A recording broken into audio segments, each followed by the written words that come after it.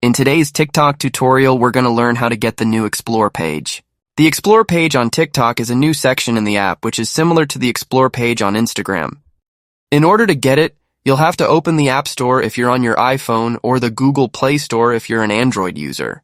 We have to make sure that we have the latest version of the TikTok app installed on our device, and that way we will ensure that we have all of the latest features and functions which TikTok offers, including the Explore tab. But if you see a little update button right here, then you'll want to click on that button and wait a couple of minutes until the TikTok app updates. After this step, open the app and then log into your TikTok account. You will then see the Explore page, which should be just next to the Following tab, and if I click on it, it will open this new section where you can see all sorts of videos on TikTok. They will show you videos that you may find interesting based on your past interactions and viewing history. It's a way to discover new creators and content that you might not have come across otherwise.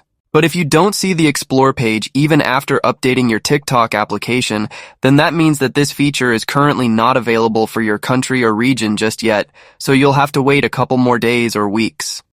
Make sure you update TikTok regularly, and you'll see this feature very soon. Enjoy, everyone!